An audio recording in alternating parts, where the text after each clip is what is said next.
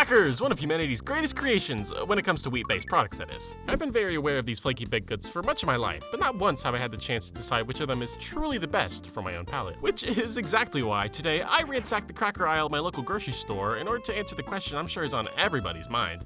What is the best cracker? Now, starting off, I'm gonna try my best to keep an even playing field for each of our contestants today, so each of these crackers will be eaten dry and without any toppings.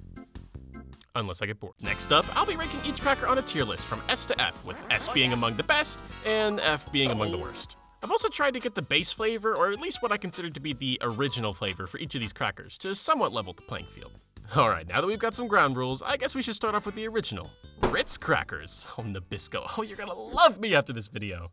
Ritz crackers. Now these are what immediately pops up for me when crackers are on the mind. Taking a look at the box here, and this is just such classic packaging. My inner child is just a sucker for bright primary colors. I mean, this Ritz red is forever seared into my retinas. Did you know? Simply twist to reclose. Oh, you just know this fact is a hit at parties. Did you know simply twist to reclose? It's genius, Ritz people. Prying open the box here, we've got 4 sleeves of goodness at our disposal, and inside is quite possibly the most cracker-looking cracker I've ever seen. Such a delightful orangish tan, a subtle but intriguing amount of surface salt, all brought together within its signature 7 holes and rounded ridges. Always a delight to have as a snack. Ritz has this nice savory flavor, almost a subtle sweetness to them that I've always enjoyed since I was little. The flavor isn't too strong where it would overpower charcuterie toppings, but it has enough flavor where eating it plain is still an enjoyable experience. Overall, it's a good standard cracker. A solid B tier in my book. Club crackers. When I was little, these were my absolute favorite cracker brand, and the sole reason for this was because of this Mario plush video about New Super Mario Bros. U, where they're featured for like a minute and a half. Now, I may not have been capable of unique thoughts yet, but that dated opinion still has some weight to it. I mean, these crackers can't be bad. I remember nearly being able to eat an entire sleeve of these in one sitting. Oh. Well, not only was young me an idiot, he was also an idiot. Club crackers here stand out from the crowd with their distinct choice of color. The only green box on our list today, and that's gotta count for something. Hold on there, they're not entirely willing to put themselves out there too much, however, as they've got their crackers conveniently hiding behind a piece of cheddar. Fine, I'll humor you, club crackers. I'll get some cheese. I mean, I'm really all out of cheese right now, though, so I'll have to substitute for mac and cheese powder. I hope this helps. All right, there's 3 sleeves in the standard club crackers box. That's a point in favor for Ritz. However, I will give club some credit. They do have at least the respect to give me an extra piece. Taking a bite of the plain club cracker first, and it's fine, I guess. There isn't too much to write home about. I mean, I'd say surface salt-wise, these have got more going on than Ritz, but that might be where the advantages of club crackers end. For starters, the format is simply inferior in my opinion. The ridges surrounding these club crackers are actually kind of sharp, which I'm sure would absolutely cut up the roof of your mouth if you're not careful. This is also a fairly fragile cracker. One flick and this cracker is Dunyan rings, whereas the trusty Ritz cracker can withstand 4 whole hits before it's down and out. What a champ! Ritz simply outclasses club crackers in nearly every way. Not to say club is bad, it's still a fairly solid cracker option, but I'm gonna have to put them in C tier for club. Now, mac and cheese dust club crackers, on the other hand, those aren't actually too bad. I'll put them just slightly above regular club crackers as a bonus.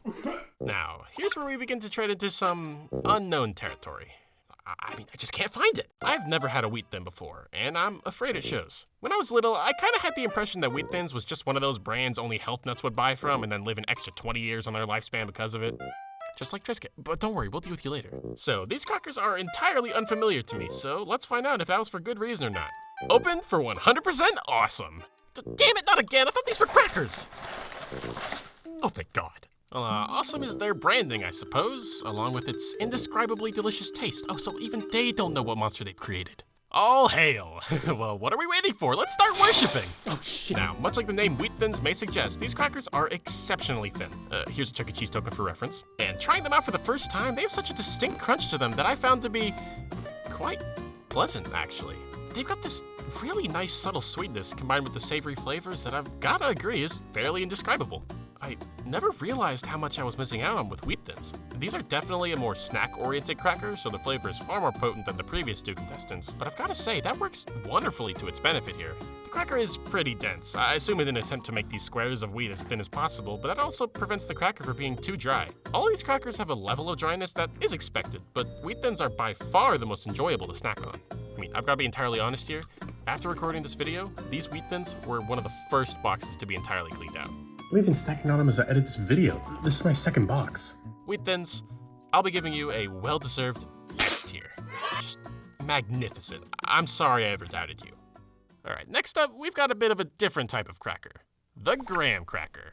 Now, this is a cracker you'd be hard-pressed to find on any charcuterie board, but it finds its footing at another esteemed location, beginning with the letter C, the camping grounds. Anyone who hasn't tasted the joy that is a nice melty s'more by the fire pit is truly missing out in life. But, of course, for the purposes of this ranking, we're taking these a little out of their element today and trying them plain. Getting them out of the box here, and wow, these are massive. One of the few crackers you can actually crack yourself. Definitely makes snacking on them a little less convenient, but it does allow for more potential uses like the aforementioned s'mores, so it's far from a big deal. Now, something I would consider to be a big deal would have to be the flavor, and to be honest, I'm not so sure about these. Of course, now taking into consideration these crackers are supposed to be sugary, these graham crackers may be a little too sweet for my liking, more specifically on the back end. I don't know if I got like a bad batch or something, but each bite had an almost chemical-like aftertaste that I've only noticed for the first time while trying these plain. On top of all that, these crackers are paler than I remember them being, so maybe this is just all a change in the recipe since my childhood, or maybe I just have clouded s'more-based memories. I'm not quite sure, but unfortunately, these have been the worst so far. Not terrible again, but definitely the bottom of C tier for now. Triscuit! You ready to be dealt with? I did give you like 3 minutes of a notice. As mentioned earlier, this is another brand I sort of strayed away from for a long time. I mean, no need to be that healthy. But hey, I was wrong about wheat thins, so maybe it's about time you get a shot as well, Triscuit. First impressions are everything, and my first impressions of Triscuit are a tad empty, much like the bag. I mean, they're so big, it feels like I'm getting less out of my purchase here. I will say though, these are exactly as advertised, I'll give them that.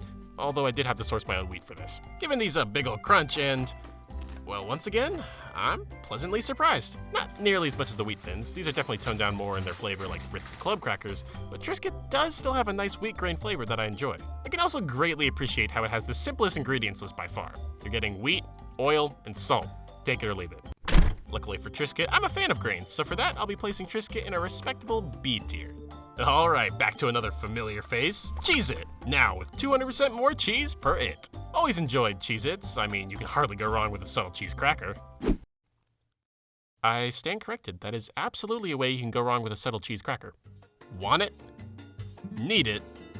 Cheez-It. Ew. Back to the cheese stems. As the box says, these are definitely crackers of the snacking variety. I'm not quite sure I've ever seen anybody put bologna on one of these. That's someone we would call in the industry as a fucking lunatic. The surface area just wouldn't allow for it. I mean, it's a fucking 3DS game. Munching on a couple of these and, yep, it's a Cheez-It. The cheese flavor is present, but it's not too much to overwhelm you during a Cheez-It snack sesh. In my opinion, it could use a little more surface salt, but I do appreciate Cheez-It telling me enough is enough. Not much else to say here. A very solid, very subtle cheese, very A tier. Oyster crackers. Original? Are there other flavors I don't know about? These crackers are, for now, the smallest of the bunch. This could feed a mouse. Give a mouse an oyster cracker and he'll eat for a day. But teach a mouse to oyster cracker and he'll be fed for a lifetime. Much like a couple of the previous crackers listed, oyster crackers aren't typically eaten by themselves. They're out of their natural environment, so I've made sure to run a simulation in the background just for them. Having oyster crackers on their own first, and I might be crazy, but these are pretty good. Granted, a fairly basic cracker taste, but the size is just made for snacking. And this is what I'm talking about when it comes to surface salt. Just enhances that wheat cracker flavor so much, and again, I am a big fan of grains. I could genuinely see myself sitting down and eating these as a snack on a semi-regular basis, and for that, I'm giving them a nice A tier. I will say though, they are a bit dry, but that's really the only negative I can muster up for these. But hey, we do have a hydration simulation going on, so let's check on them in here. Now, I'm not sure if this is the same for all oyster crackers, but I was surprised to find out they sort of act like oysters when in a liquid. As the cracker soaks in the water, it expands and retracts, making it look like it's opening its mouth, which I find to be kind of cute if it's intentional. Really neat. But the slop the water leaves behind isn't that great, so sorry, but it's an F tier. I could not finish the rest, so I just gave what was left to the birds. Kind of gross, but the simulation was still worth it, and at least now I truly know what it's like to be an oyster. Chicken in a biscuit.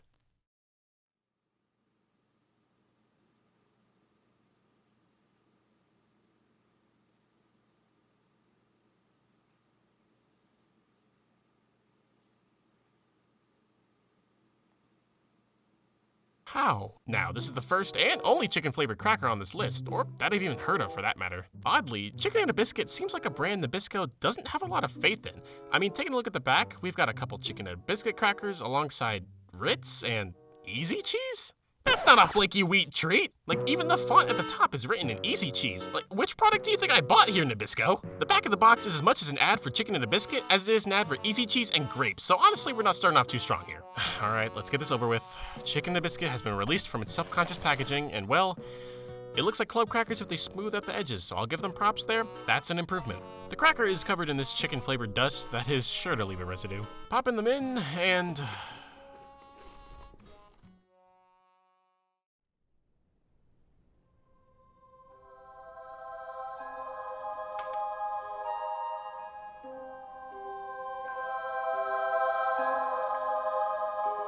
Whoa. It's not even fair. This chickeny, biscuity flavor just absolutely blows away all of the competitors that have come before it. It's not too dry, the size is just the right amount for a snack, and it almost has the perfect amount of flaky crunch. However, with that being said, this may amount to being a slight detriment to the cracker. All of these crackers intentionally have fairly subtle flavors, as the idea is to either use them as a vessel to slide various forms of dairy down your gullet, or as a snack, like how I'm choosing to use them now. On both accounts, this flavor can get to be a bit too much, in my opinion. The explosion of flavor is magnificent, but I'm not always in the mood for mouthfuls of pyrotechnics. That's what I buy Poppets for. So for that reason, the highest I can give Chicken and a Biscuit will have to be the top of A tier. You know, maybe I will buy Easy Cheese Nabisco. Someday. Okay, well, it's gonna be hard to follow up Chicken and a Biscuit, but let's see if our next contestant can. Sociables! Oh, so that's what I've been missing all this time. Now I can really be the life of the party. This is the only cracker on this list to come in multiple different shapes, and 6 of them at that. We've got ovals, squares, octagons, stars, clovers, and cauliflower ear. Perfect for entertaining. What the hell are they putting in these things? Am I about to get drugged? The back of this box is incredibly dated, and I don't think I'm part of the tax bracket that would find these mystery balls appealing. Cheese truffles? Like the fungus? Getting back to the crackers, and well, they only look a little putrid, but how do they taste? This goes on for like 15 more seconds. Let me just save you some time. They're bad. It's a savory kind of flavor, almost reminiscent of bad olive oil and stale pepper. Switching from Chicken and a Biscuit to this is utter whiplash. I feel like I can taste the 60s in these. I'm sure these are much better at higher income gatherings, but within this context, I'm sorry, Sociables, but you will have to be our first D tier. But hey, you're at least better than mushy goop. That's gotta be worth something. Cheddar Goldfish, a classic, and what was my original pick for favorite cracker before starting this video. I wanted to put it in last, just in case I could find no other cracker capable of topping it. But so far, I've been pleasantly surprised with the roster. We've got some real contenders here, so let's see how my reigning champion fares against the rest. I've always appreciated how Pepperidge Farm products are in these nice paper and foil bags. For some reason, it just makes me feel like I'm making a healthier choice than I really am. You cheddar believe it. You know, that's kind of cute. I'll let that slide. These fish-shaped crackers are just so charming, and they're tiny too. Smallest cracker on this list, and man, it's just happy to be here. I wish I could have a smile just like these goldfish. Fortunately, the smile's trademarked, so if I did, they'd have to place me behind iron. Popping a couple in, and whew, they're just like I remembered. I could eat goldfish for days. These are easily one of the most bingeable crackers on this list for me. Along with the wheat thins from earlier, shortly after recording, these goldfish were the first to go. There's just no beating the goldfish subtle cheese and its wonderful surface salt. Oh, the surface salt. It's simply the best by far. I absolutely could eat an entire bag in one sitting to this day. They're just that delectable. Delectably S tier. And with that, we finally have our answers. Amidst a sea of crumbs from the crackers that came before, stand the 2 best crackers on this list. Wheat thins and goldfish. Now, this may or may not be an objectively correct list. Or maybe it is, I don't know. I'm sure somebody will inform me in the comments below. But either way, I've learned a lot about myself and my own personal tastes from this breakdown.